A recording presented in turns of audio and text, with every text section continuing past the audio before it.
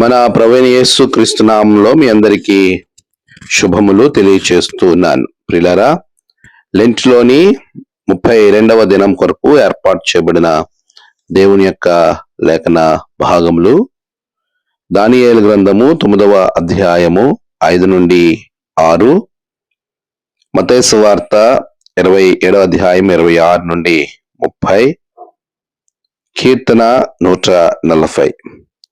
ఈ 3 పాఠ్య భాగాలు ఆధారంగా మనకి ఇవ్వబడినటువంటి ధ్యానాంశము అపహాస్యము. మనము దీనిని చాలా ప్రాముఖ్యమైన అంశముగా అపహాస్యాన్ని ఎంచవలసిన వారంగా ఉన్నాం. ఇంగ్లీష్లో రెడిక్యూల్ అనగా unkind word, action that makes someone or something stupid. వారు చాలా భయానకమైనటువంటి పనిని చేసేవారుగా, దేవునికి వ్యతిరేకమైనటువంటి కార్యములను చేసేవారుగా వారిని మనము గుర్తించవచ్చు. అపహాస్యము అనే దానికి పరిశుద్ధ గ్రంథం ఇవ్వబడినటువంటి అర్థాన్ని మనం గమనిస్తే, ఎవరిని అపహాసకులు అంటారంటే అమితమైన గర్విష్ఠులను. సామెతలు 21:24 అహంకారి గర్విష్ఠులను వారికి అపహాసకులని పేరు. అమితమైన గర్విష్ఠులు, ఇలాంటి గర్వము కలిగినటువంటి మాటలు, గర్వంతో ఉండేటువంటి వారు, లెక్కలేనితనంగా ఉండేటువంటి వారు అపహాసకులుగా ఎంచబడుతున్నారు అనే విషయాన్ని జ్ఞాపకం చేస్తూ ఉన్నాను.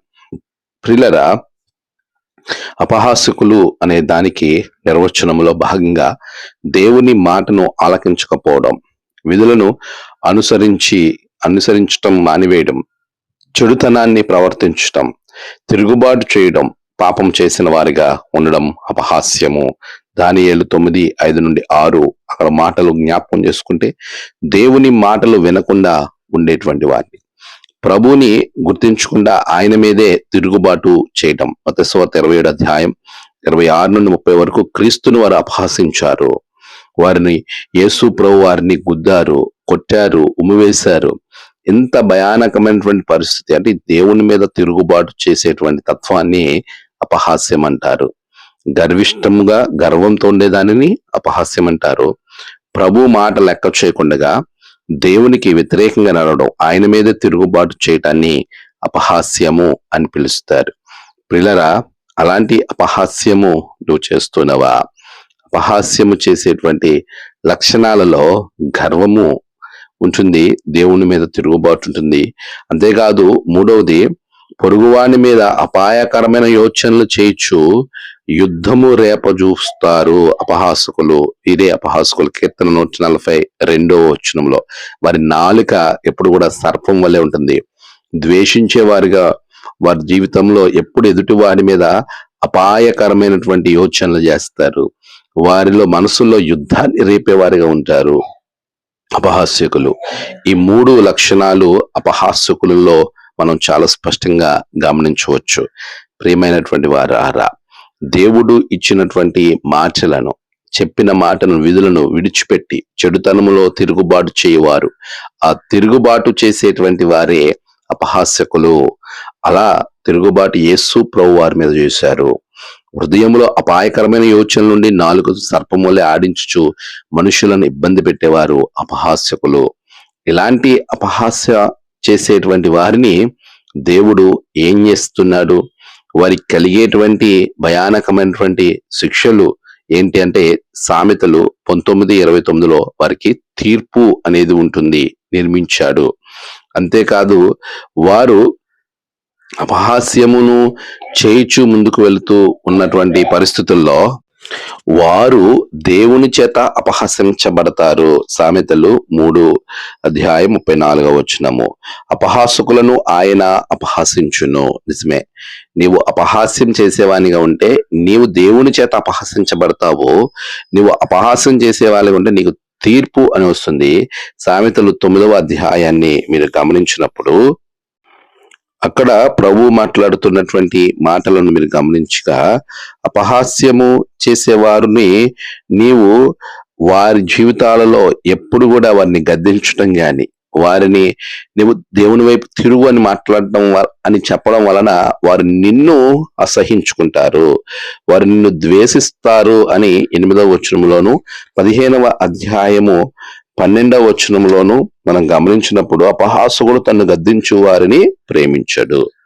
చూసారా, మనం ఎవరినైతే గద్దిస్తామో, అపహాస్యం చేస్తున్నారో, అలాంటి వారు మారాలని మనం చెప్తామో, అట్టి వారు మనల్ని ద్వేషించే వారిగా ఉంచారని అపహాస్యకులని గురించి చెప్తా ఉన్నారు.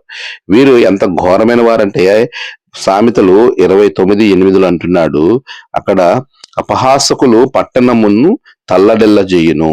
పట్టణం అంతటిని కూడా తల్లడిల్ల చేసేటువంటి మనస్తత్వం కలిగిన వారు. అలాంటి వారిని నువ్వు గద్దించినప్పుడు వారు నిన్ను అసహించుకుంటారు. అలా అసహించుకునే మనస్తత్వం కలిగిన వారిగా వారు ఉంటారు. అటువంటి వారికి దేవుడిచ్చేది తీర్పు. రెండోదిగా ఆయన వారిని అపహసించేవానిగా ఉంటాడు. వారు చేసే పనులను బట్టి, వారు చూపించేటువంటి, వారు నిర్వర్తించేటువంటి జీవన విధానాన్ని బట్టి ప్రభు వారిని అపహసిస్తున్నాడు అనే విషయాన్ని నేను జ్ఞాపకం చేస్తున్నా. అంతేకాదు, ప్రభువు అపహాస్యం చేసే వారి ప్రార్థనలను విననుగాక వినను అని సామెతలు 1:22 మీరు చదివినప్పుడు ఆయన క్రిందకి మీరు చదివితే అక్కడ అంటున్నాడు, ఎట్లనగా జ్ఞానం లేని వారులారా మీరెన్నాళ్ళు జ్ఞానం లేని వారుగా ఉండకూడదురు, అపహాసకులారా మీరెన్నాళ్ళు అపహాస్యం చేయుచు ఆనందింతురు, నా గద్దింపు విని తిరుగుడి.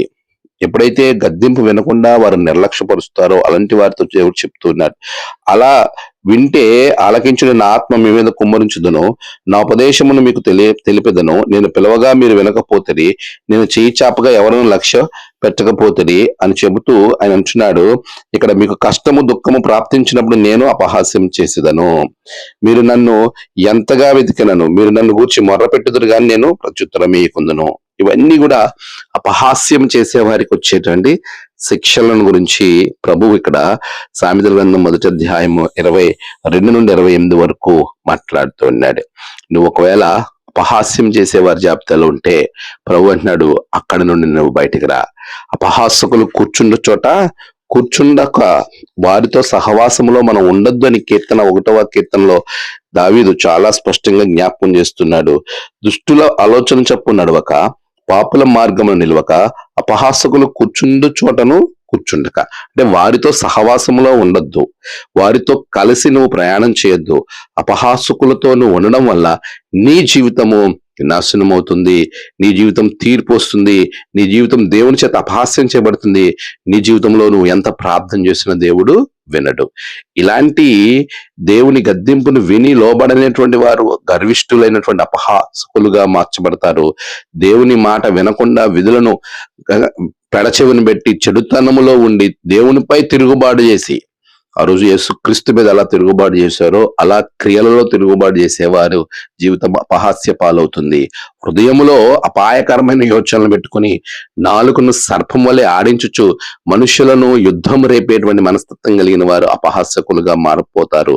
అట్టి వారితో నువ్వు సహవాసం చేయొద్దు, వారి దగ్గర నువ్వు కూర్చోవద్దు, వారిలో నుండి నువ్వు బయటికి రావాలి. వచ్చినప్పుడు దేవుడు తన ఆత్మని కుమ్మరిస్తాడు. ప్రియులరా, అపహాస్యం ఎంత డేంజర్ తెలుసా? చాలా మంది అపహాస్యం చేసేటప్పుడు వారు వీరని చూడరు. ఈవెన్ దేవుని సేవకును కూడా అపహాస్యం చేసేవారు మనకి కనబడుతూ ఉంటారు.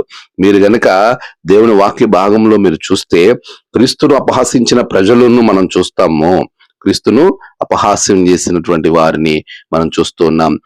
మత్తయి సువార్త 27వ అధ్యాయం 26-30 వచనాల వరకు వారు అపహసించిరి అని రాయబడ్డది. అక్కడ చాలా స్పష్టంగా ప్రభు వాక్యములో అక్కడ రాయబడుతుంది. రాజా, యూదుల రాజా నీకు శుభము అని అపహసించరి. 29వ వచనంలో అపహసించరి. దాని ఫలితంగా వారందరూ దేవుని శిక్షకు పాత్రులుగా మారారు. అదే కాదు, రాజులు 2వ గ్రంథాన్ని మీరు చదివినప్పుడు అక్కడ గమనిస్తే దైవ సేవకుడిని చిన్న బిడ్డలు అపహసించారు. రాజులు 2వ గ్రంథము 2వ అధ్యాయము 23వ వచనాన్ని మనం చదువుతున్నప్పుడు అక్కడ నుండి అతడు బేతేలునకు ఎక్కి వెళ్ళెను. అతడు త్రోవను పోవుచుండగా బాలురు పట్టణముల నుండి వచ్చి బోడివాడ ఎక్కిపొమ్మని అతని అపహాస్యము చేయగా, అక్కడ దేవుని సేవకుని అపహాస్యం చేశారు. ఎలీషాను అపహాస్యం చేశారు వీళ్ళు. ఎలీషా యొక్క శారీరకమైనటువంటి ఆ పరిస్థితిని బట్టి, ఎలీషా ఎలాంటి భౌతిక రూపం కలిగి ఉన్నాడో అలాంటి భౌతిక రూపాన్ని బట్టి అపహాస్యం చేశారు. తత్ఫలితంగా ఏమైందంటే అక్కడ వెంటనే అపహాస్యం చేయగా అతడు వెనుకకు తిరిగి వారిని చూచి యెహోవా నామమును బట్టి వారిని శపించెను. అప్పుడు 2 ఆడు ఎలుగుబంట్లు అడవిలో నుండి వచ్చి వారిలో 42 బాలులను చీల్చివేసెను. చూసారా, అచ్చట నుండి పోయి కర్మేలు పర్వతంలోకి వచ్చి అచ్చట పోయి షోమ్రోనుకు తిరిగి వచ్చాను. ప్రియులారా, వారు చేసిన తప్పు 40 మంది పైన అక్కడ వారందరూ బొడువని అపహాస్యము చేశారు. 42. ప్రియ విశ్వాసులారా, మన జీవితంలో మనము మన బిడ్డలకి ఏం నేర్పుతున్నాం? ఇక్కడ బాలురు అని రాయబడ్డది. ఆ యంగ్స్టర్స్ ఎవరైతే ఉన్నారో వారు దేవుని సేవకుని ఎడల సరి అయినటువంటి అవగాహన లేనటువంటి వారి గుండి తన యొక్క ప్రాణాలు కోల్పోయారు. కారణం అపహాస్యము. ఇతరులను అపహాస్యం చేయాలంటే మన ఒళ్ళంతా గర్వంతో నింపబడిన వారు మాత్రమే ఎదుటివారిని అపహాస్యం చేస్తారు, హేళన చేస్తారు. ఈ రోజున నీ బిడ్డలు దేవుని సేవకుని ఎడల అలా ఉంచున్నారు, సేవకుని అపహాస్యం చేస్తున్నారంటే, యవన బిడ్డలు నీ కుటుంబంలో ఉన్నటువంటి పిల్లలు నీ సేవకుని అపహాస్యం చేస్తున్నారంటే, ఏ సేవకునైనా అపహాస్యం చేస్తున్నారంటే తల్లిదండ్రుల లోపమని ఖచ్చితంగా చెప్పాలి. అపహాస్యం చేయొద్దండి. దాని ఫలితం ఇక్కడ మనం చూస్తున్నాం. అదే రీతిగా విశ్వాసులు దేవుని యొక్క పరిస్థితిని బట్టి, దేవుని గురించిన విషయాలను బట్టి అపహాస్యం చేశారండి. అక్కడ ఉన్నటువంటి వారును విశ్వాసులను అపహాస్యం చేశారు. అక్కడ ఉన్నవారు అపహాస్యం చేశారు.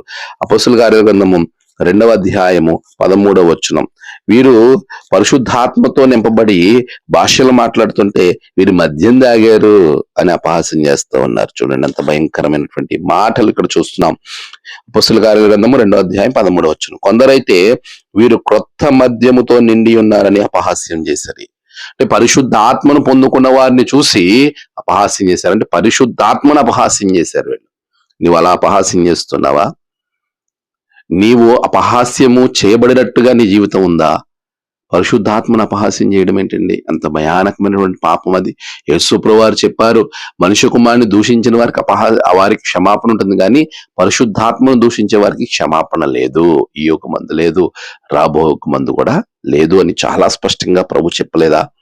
అపహాస్యము మనము చేయకూడదండి. అంతేకాదు వారి అపహాస్యము ప్రభు యొక్క పునరుద్ధానం గురించి అపహాస్యం చేసినటువంటి వారిని మనము చూస్తా ఉన్నాము. అపొస్తలుల కార్యాల గ్రంథం 17వ అధ్యాయము 32వ వచనం. అపొస్తలుల కార్యాలయం 17వ అధ్యాయము 32వ వచనం, మృతుల పునరుద్ధానము గురించి వారు వినినప్పుడు కొందరు అపహాస్యం చేశారు.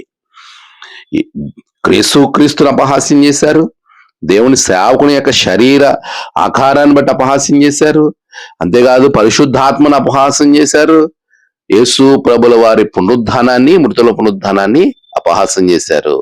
అంతేకాదు ప్రియులారా, వీరి అపహాస్య జాబితాలో 5వదిగా దేవుని రాకడను గురించి కూడా అపహాస్యం చేసేవారు ఉన్నారు అని అక్కడ పరిశుద్ధ గ్రంథంలో పేతురు తన పత్రికలో పేతురు రాసిన 2వ పత్రిక 3వ అధ్యాయం 3-4 వచనాలు మనం చదివితే అక్కడ అంటున్నారు, మీరు గమనించినప్పుడు, మరియు అనేకులు వారి పోకిర చేష్టలను అనుసరించి నడుతురు, వీరిని బట్టి సత్య మార్గము దూషింపబడును. వారు అధిక లోభులై కల్పన వాక్యములు చెప్పుచు మీ వలన లాభం సంపాదించుకుందురు. వారికి పూర్వము నుండి విధింపబడిన తీర్పు ఆలస్యము చేయదు. వారి నాశనము కునికి నిద్రపోదు. దేవదూతలు పాపము చేసినప్పుడు దేవుడు వారిని విడిచిపెట్టక పాతాళ లోకమునందలి కటిక చీకటి గల బెలములోనికి త్రోసి తీర్పుకు కావలిలో ఉంచుటకు వారిని అప్పగించెను. వీరందరూ కూడా దేవునికి వ్యతిరేకమైనటువంటి కార్యములు చేసేటువంటి వారు, దేవునికి వ్యతిరేకంగా వెళ్ళినటువంటి వారు. ఇటువంటి జాబితాలో ఉన్నటువంటి వీరు 3వ అధ్యాయంలోనికి వచ్చేసరికి వారిని గురించి మాట్లాడుతుంది. 3వ వచనంలో, అంత్యదినములలో అపహాసకులు అపహసించుచూ వచ్చి తమ స్వకీయ దురాశల చొప్పున నడుచుకొనుచు ఆయన రాకడను గూర్చిన వాగ్దానం ఏమాయెనో, పితరులు నిద్రించిన మొదలుకొని సమస్తమును సృష్టి ఆరంభమున్నట్టునే నిలిచి ఉన్నదే అని చెప్పుదురు, మొదట మీరు తెలుసుకొనవలెను. చూసారా, వీరు తీర్పు ఆలస్యం అవ్వదు. ఇలాంటి వారికి వీరు చాలా భయానకమైనటువంటి పరిస్థితులలో ఉండేటువంటి వారు. కల్పనా కథల వైపుకు తిరిగి తన స్వకీయ దురాశల చొప్పున నడుచుకుంటూ దేవుని రాకడను గురించి వారు అంటారు. అప్పటి నుండి సృష్టి ఆరంభం నుండి ఇప్పటి వరకు ఇలాగే ఉంది కదా, ఎప్పుడొస్తుంది రాకడ అని అపహాస్యం చేస్తూ ఉన్నారు. చూసారా పిల్లరా, ఉపవాసం చేసేవారు యేసు ప్రభువును అపవాసం చేశారు. అపవాసం చేసి శిక్షణ అనుభవించుకున్నారు. అపహాస్యము చేసి దేవుని సేవకుని అపహాస్యం చేసి శిక్షణ అనుభవించుకున్నారు. పరిశుద్ధాత్మను అపహాస్యం చేశారు. యేసుక్రీస్తు మృతుల పునరుద్ధానాన్ని గురించి అపహాస్యం చేశారు. రాకడని గురించి కూడా అపహాస్యం చేశారు. ఇలాంటి అపహాసకుల అహంకారమైన మనస్సు మనలో లేకుండా మనం బయటకు, అపహాస్యం చేయవారులారా ఇంకెన్నాళ్ళు మీరు అపహాస్యం చేసేదరు, బయటికి రండి, నా వైపు తిరగండి, మీకు ఆత్మను అనుకరిస్తాను అని చెప్పిన ప్రభువు పిలుస్తుండగా ఆయన పిలవగా లోబడు, ప్రభు నిన్ను ఆశీర్వదిస్తాడు. అట్టి కృప దేవుడు మీకు అనుగ్రహించునుగాక. ఆమేన్. ప్రార్థన. సర్వోన్నతుడా గొప్ప దేవ, నీ బిడ్డలను దీవించండి. అపహాస్యము అనే లక్షణాన్ని తీసివేసి నీకు లోబడే లక్షణంతో బిడ్డలను నింపమని యేసు నామమున ప్రార్థించి వేడుకుంటున్నాం తండ్రి. ఆమేన్. తండ్రి, కుమార, పరిశుద్ధాత్మ త్రియేక దేవుని ఆశీర్వాదం మీకు తోడుగా ఉండి నడిపించునుగాక. ఆమేన్.